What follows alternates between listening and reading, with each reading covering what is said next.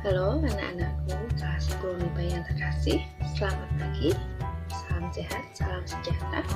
Perkenalkan, nama saya Rijen Ciasari, atau kalian bisa memanggil saya Ibu Sari. Saya di kelas 10 MIPA akan mengajar materi matematika peminatan.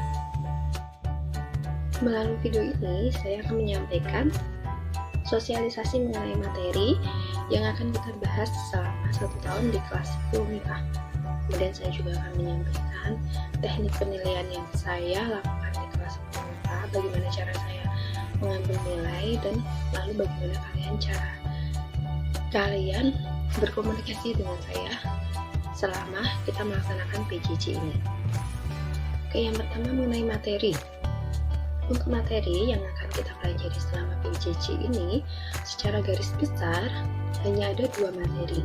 Satu materi di semester 1 dan satu materi di semester 2. Satu materi di semester 1 itu adalah tentang eksponensial, atau waktu SMP kalian mengenal dengan bilangan berpangkat. Sedangkan satu materi di semester 2 adalah mengenai vektor. Untuk materi di semester 1, walaupun materinya hanya ada 1, yaitu eksponensial, tetapi cakupannya cukup luas. Jadi mulai dari saya ulas kembali dasar-dasar eksponensial, dasar-dasar bilangan berpangkat yang sudah pernah kalian pelajari di SMP. Kemudian kita lanjut ke persamaan eksponensial, kita lanjut ke pertidaksamaan eksponensial, kemudian kita lanjut ke logaritma. Karena logaritma itu berkaitan langsung dengan eksponensial. Bagi yang belum tahu logaritma seperti apa, kalian boleh browsing dulu supaya kalian ada gambaran kayak gimana sih logaritma itu. Setelah logaritma, kita masuk ke persamaan logaritma, dan yang terakhir di semester 1 kita akan mempelajari mengenai pertidaksamaan logaritma. Lalu bagaimana cara pembelajarannya? Karena kita masih adaptasi dengan pandemi ini, jadi memang kita pembelajarannya masih secara online atau dengan PJJ.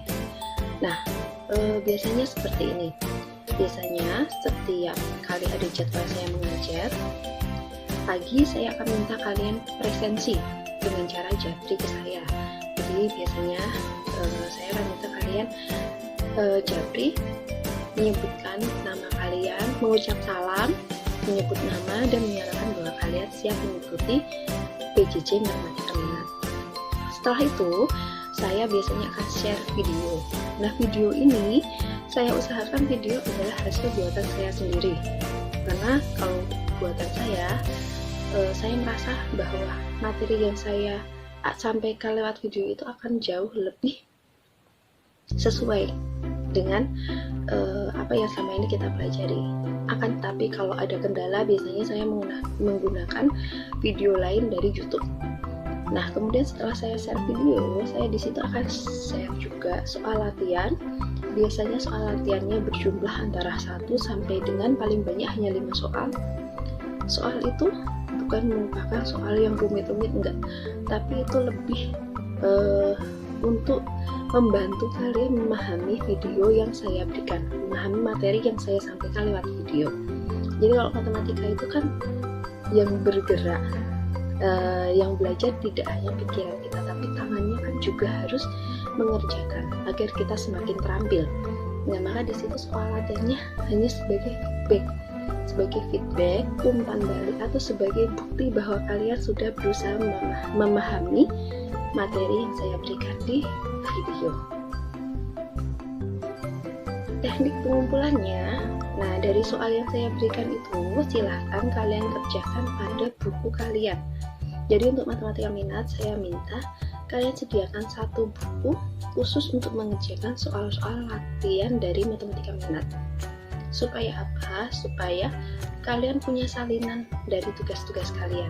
Jika suatu saat saya minta hardnya, atau saya minta bukti fisiknya, seperti itu. Atau ketika PTS atau PAS, supaya kalian bahan yang akan kalian pelajari itu ada, tersusun rapi, terarsip, seperti itu. Nah, setelah kalian kerjakan soal latihan itu di buku kalian, silahkan kalian foto hasilnya dan kirimkan ke saya melalui Japri sebelum batas waktu yang ditentukan. Lalu untuk penilaian. Untuk penilaian di sini saya menerapkan poin plus dan poin minus. Poin plus itu berlaku ketika kalian mengumpulkan tugas tepat waktu atau sebelum waktu yang ditentukan.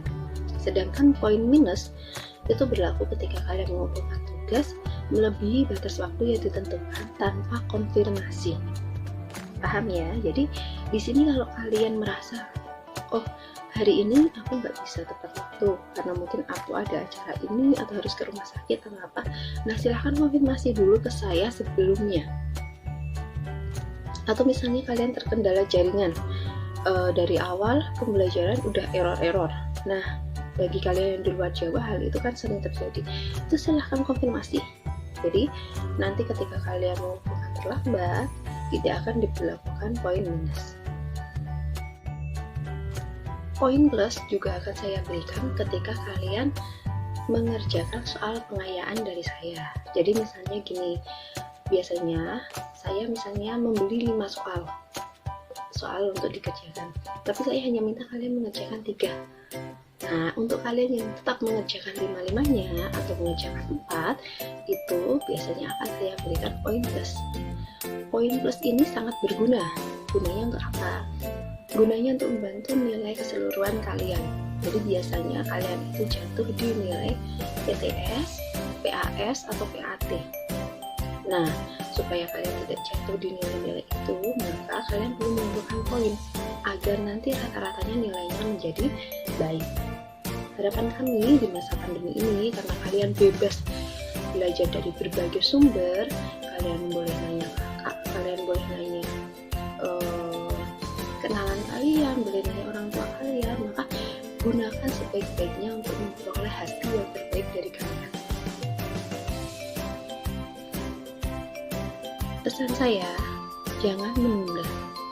Jadi walaupun tugas yang saya berikan mungkin hanya sedikit jika dibandingkan dengan pelajaran yang lain, tapi tolong jangan ditunda. Semakin ditunda, tentu poin minusnya akan semakin banyak. Kemudian, walaupun tugas itu cuma sedikit, ditunda terus, kalian gak paham. Sebelum kalian masuk ke materi berikutnya, kalian harus paham materi yang sebelumnya. Nah, kalau kalian tunda, akan terjadi penumpukan materi yang kalian gak paham. Itulah yang ditakutkan oleh negara Indonesia sekarang ini. Takut akan ada lost generation. Jadi dimana akhirnya kalian tidak benar-benar memahami konsep yang diberikan. Untuk soal, untuk materi, sudah saya usahakan, saya sesuaikan dengan waktu yang diberikan dari sekolah, dan saya sesuaikan dengan kemampuan kalian supaya itu tidak terlalu menjadi beban untuk kalian. Jadi silahkan berusaha disiplin, mandiri mulai dari sekarang, bukan nanti ataupun besok. Berikutnya saya mau sharing sedikit. Jadi untuk tugas-tugas dari kelas-kelas kakak-kakak kelas kalian, itu kadang ada siswa yang tidak menggunakan tulisan tangannya sendiri. Jadi mungkin dia pakai aplikasi dari HP, aplikasi yang bisa mengubah tulisan tangan dari HP, atau dia minta ditulisin oleh teman yang lain. Saya harap tidak ada seperti itu di kelas kita, karena jika ada akan saya kembalikan dan tidak saya nilai. Atau kemarin ada kejadian juga ketika siswa itu tugas-tugasnya menumpuk, akhirnya dia minta tugas dari teman yang lain. Nomor 1 minta dari teman A, nomor 2 minta dari teman B, nomor 3 minta dari teman C, dan sebagainya. Jangan melakukan kecurangan seperti itu, karena kami para guru tetap akan melakukan cross check keaslian tugas kalian. Pada saat kalian mengerjakan tugas, jika ada yang kalian kurang pahami, kalian boleh bertanya ke saya. Biasanya kakak-kakak kelas kalian bertanya lewat chat secara japri, atau banyak juga yang mengirimkan chat voice ke saya. Gak apa-apa, selama itu bisa membantu kalian, silahkan. Kemudian, satu pesan lagi untuk kalian, sebelum kalian mengirim tugas baik ke saya atau ke guru-guru yang lain, budayakan mengucapkan salam sebagai etika atau sopan santun dalam berkomunikasi. Saya rasa walaupun kita hanya bertemu secara online, tidak bertemu secara fisik, tapi sopan santun, etika dalam komunikasi tetap harus dijaga. Oleh karena itu, jangan sampai melupakan salam sapa. Pagi Pak, pagi Bu, nama saya Sari, saya mau mengirimkan tugas, terima kasih. Saya rasa itu bukan hal yang susah untuk dilakukan, jadi silahkan mulai sekarang budayakan etika sopan santun dalam berkomunikasi. Oke, saya rasa cukup sekian video dari saya.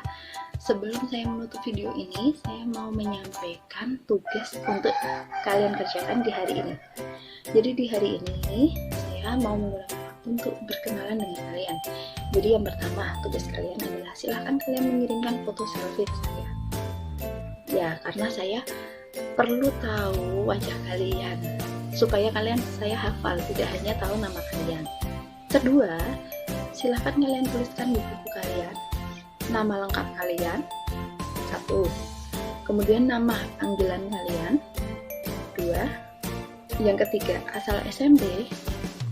Yang keempat, pengalaman belajar kalian waktu SMP. Jadi ceritakan satu paragraf aja. Satu paragrafnya terdiri dari minimal 3 kalimat. Ya, jadi jangan sampai satu paragraf hanya satu kalimat. Kemudian setelah kalian ceritakan pengalaman belajar matematika kalian saat SMP, yang terakhir silahkan kalian ceritakan harapan kalian mengenai pembelajaran matematika di SMA Santur.